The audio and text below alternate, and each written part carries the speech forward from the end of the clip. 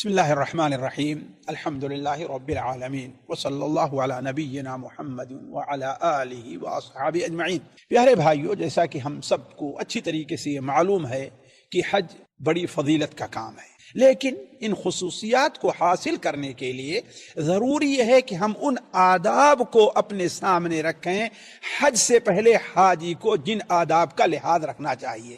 آج بڑی بدقسمتی ہے ہماری کہ بہت سے لوگ حج کرتے ہیں، لیکن ان میں سے بہت کم ہی لوگ ہیں جو حج کے آداب کو ملحوظ رکھتے ہیں، اسی لیے ان کا حج ان کے لیے مفید ثابت نہیں ہوتا۔ اور آپ دیکھیں گے عام طور پر لوگ ان کی حج سے پہلے کی زندگی اور حج کی بعد کی زندگی میں کوئی فرق نہیں رہتا۔ کیوں؟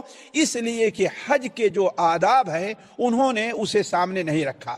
دیکھیے، ہم میں سے ہر شخص کو جو حج کرنا چاہتا ہے اسے ان چند آداب کا جو ضروری ہے ان کو اپنے سامنے رکھنا چاہیے۔ پہلی چیز کہ انسان جو حج کر رہا ہے وہ حج اخلاص کے ساتھ کرے۔ اس حج سے اس کا مقصد اللہ تبارک و تعالیٰ کی رضا ہو۔ ریا اور نمود یا یہ کہ ایک رسمی طور پر، جیسے آج کل لوگ سمجھتے ہیں کہ ہاں کھانا آدمی کھاتا ہے رسمی طور پر کھاتا ہے، کسی کے ہاں جاتا ہے رسمی طور پر جاتا ہے، ایسے سمجھتا ہے کہ حج بھی ایک رسمی چیز ہے جسے ادا کر لینی چاہیے، تو یہ چیز گویا کہ اس کے اخلاص کے منافی ہے۔ اللہ تبارک و تعالیٰ کسی بھی عمل کو اس وقت تک قبول نہیں کرتا جب تک کہ وہ عمل اخلاص سے نہ کیا جائے۔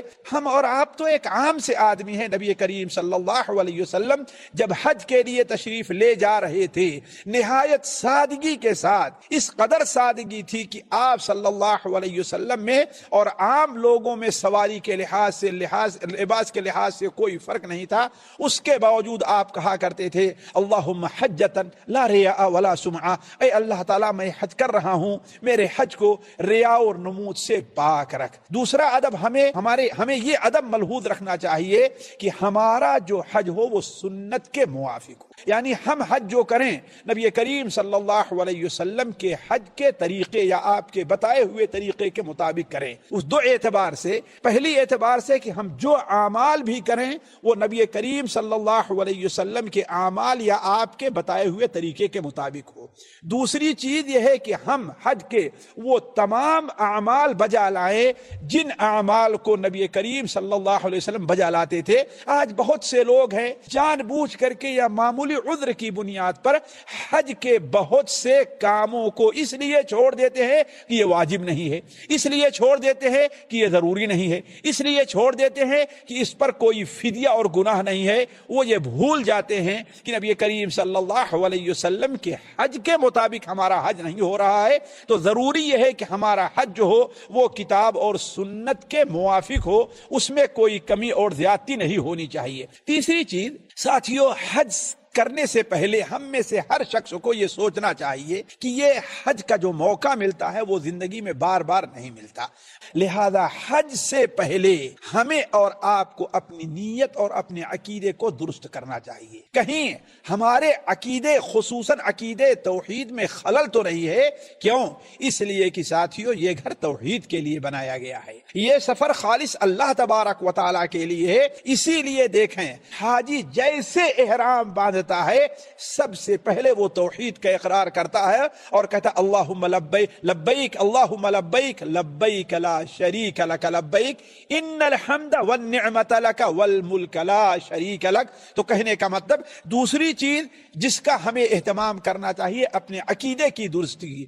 اور چوتھی چیز ذرا توجہ دیں گے وہ یہ ہے کہ ہمیں اور آپ کو حج سے پہلے اگر نماز میں ہم سے کوئی کوتاہی ہوتی ہے، جماعت سے نماز پڑھنے میں ہم سے کوئی کوتاہی ہوتی ہے، تو ہمیں اس سے توبہ کر لینی چاہیے۔ اس لیے کہ جس گھر کا ہم حج کر رہے ہیں وہ کس لیے بنایا گیا ہے؟ نماز کے ربنا لیقیموا الصلاۃ، نماز کے لیے بنایا گیا ہے۔ جس شخص کی نماز اللہ تعالیٰ کے نزدیک مقبول نہیں ہے اس کا کوئی نیک عمل اللہ تعالیٰ کے نزدیک مقبول نہیں ہے۔ پانچویں چیز جس ادب کا خصوصی طور پر توجہ دینی چاہیے جس ادب کی طرف، وہ یہ ہے کہ حج سے پہلے ہمیں اور آپ کو توبہ اور استغفار کر دینی چاہیے۔ جو ہم سے اب تک گناہ ہوتے رہے ہیں صدق دل سے ہم ان سے توبہ کریں۔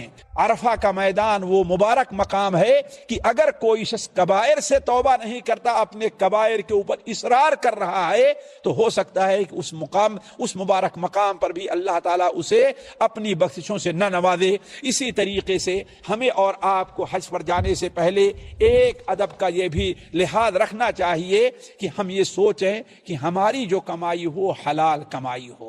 ہم اللہ کی طرف جا رہے ہیں، اللہ پاک ہے، اللہ کے گھر کی طرف جا رہے ہیں، وہ گھر پاک ہے، لہذا ہمیں اپنے دل کو پاک کر کے اور جو مال لے کر کے جا رہے ہیں اسے پاک اور صاف مال ہی کی صورت میں لے کر کے جانا چاہیے۔ اللہ تبارک و تعالی ہم میں سے ہر شخص کو حج سے پہلے حج کے آداب کی ادائیگی کی توفیق عطا فرمائے۔ والسلام علیکم ورحمۃ اللہ وبرکاتہ۔